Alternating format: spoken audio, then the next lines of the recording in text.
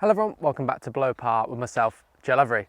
So today then is a really exciting video. Now, hopefully you have seen that recently I bought 3 brand new wedges for my setup, and I was explaining that actually I only had 13 clubs in the bag. And this got me thinking. I sold my hybrid, it must be nearly 12 months ago now. I don't know if you remember, I had that Maverick 3 hybrid and it was going a little bit too high. So my bag setup at the moment, I had driver, 3-wood, 4-iron. So really there's a gap missing between the driver and 3-wood and the 4-iron. My 4-iron goes about 200 yards and then I have a 3-wood going in at 250, 260. So I've got a massive gap at the top end. So this got me thinking, what's going to fill it? Well, the 3 hybrid didn't quite do the job because I found it didn't go anywhere. It kind of went really high and hit the floor and stopped.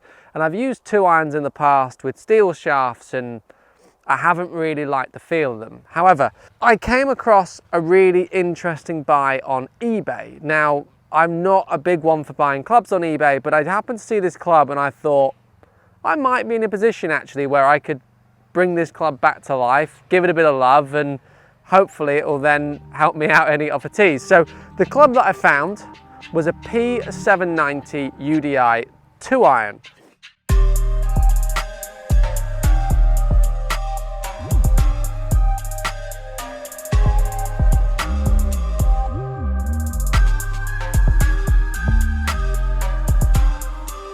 So the club in question then is this 2-iron. So it's a P790 Udi. Now there's a couple of things about this 2-iron that for me need to change before I can realistically put it in the bag properly. Now the first one is the fact that it doesn't really have a ferrule here. Now that doesn't really matter in terms of performance, but aesthetically looking at this bit of plastic sort of sat underneath isn't very pretty. You can kind of see where the ferrule covered the shaft as well. So that's something that needs doing. But for me, I probably would end up pulling the shaft out of this. So it's a 6.0 hazardous black, which potentially could be a little bit too soft. But I've not yet really done any testing with it. So I've got the flight scope with me here today that I can actually test that and see whether it is. And it's an 85 gram shaft, low spin, which for me in a 2-iron really is what I'm after. I'm not trying to land this on a green. I don't mind if it hits the floor and runs for miles, that's fine. But then also I'd like to change the grip. I'm not a big fan of the tall wrap grips. I think they look okay, but feel I'm not a fan. And I need 2 wraps of tape under it. So this one's just a little bit too thin. So direction might not be quite as consistent as what I'm used to. But at this point, it's not a big problem. So yeah, realistically, I'm quite happy to sink some money into this club. It didn't cost me a fortune on eBay, so I'm not really too bothered about spending a bit on it. But realistically, this now hopefully is going to be a club that sticks with me for quite a while in the bag. Because I know, you know, these things were absolute weapons. Rory, DJ, were all using these at one point. So really pleased to have bought it. Let's now see how we get on. So we're going to hit some shots, get some data. Hopefully it's good, but let's see.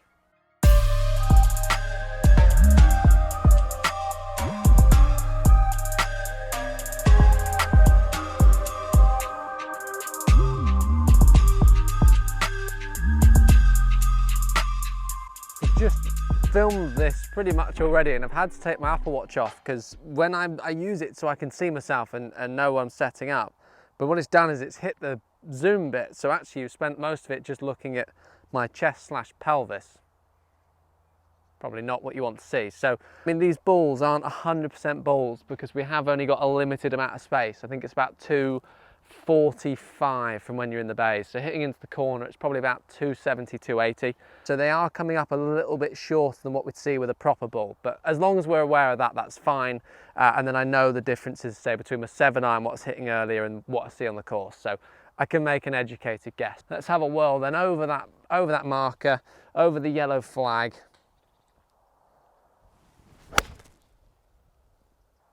So hit that really well. So that one came in carry at 197, which I picture these are roughly 10% shorter. I was hitting my 7-iron earlier about 160, and it's about a 175 club on the course. So realistically, if that's going about 218, 219 in the air, I'd be really happy. Let's hit another one. So that came out really nicely and actually felt really nice as well, and the sound is awesome. I'd love to hear that somewhere like Woburn. You know, we get the tree line, then you hear it echo. That'd be really cool.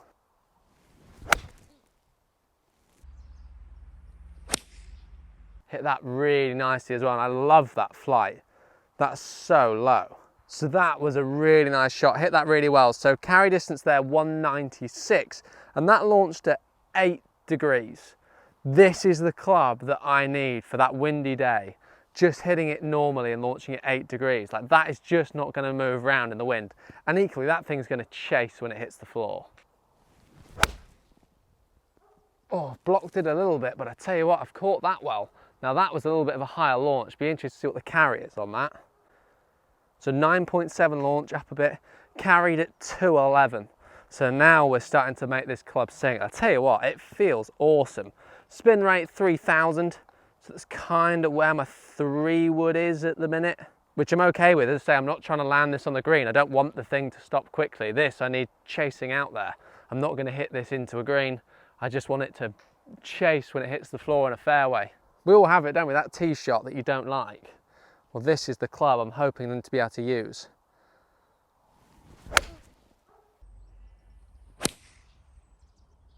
Oh, I've hit that so well. Even a club twirl. I've hit that really nicely. That must have gone a bit further again. 208 carry, a little bit more spin actually on that one. 5.1, so just popped up slightly in the spin rate, but launched 9.4. That felt awesome, absolutely awesome.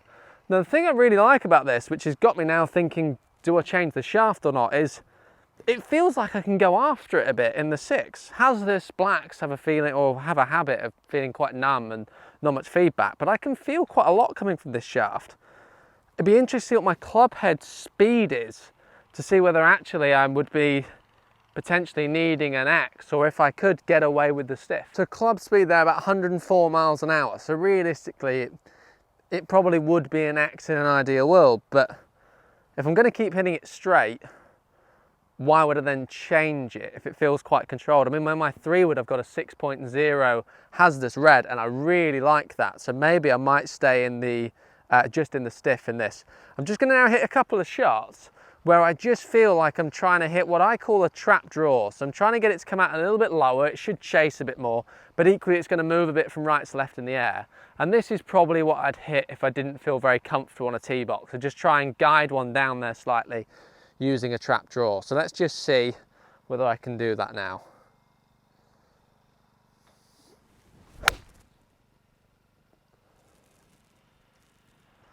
Okay, didn't quite get it to turn, but flight-wise, dropped it down slightly. 6.4 degrees of launch. Amazing, this carry distance just seems to be identical, 196. Now this is the only thing that scares me, because the club head speed there drops to 98, so it's a much smoother swing. The thing that scares me if I go into an X is, can I still hit that shot? Because we know flex, if it's a little bit too stiff, tends to mean the face doesn't square. So I definitely don't want to go too stiff in this club and start sort of just slicing that.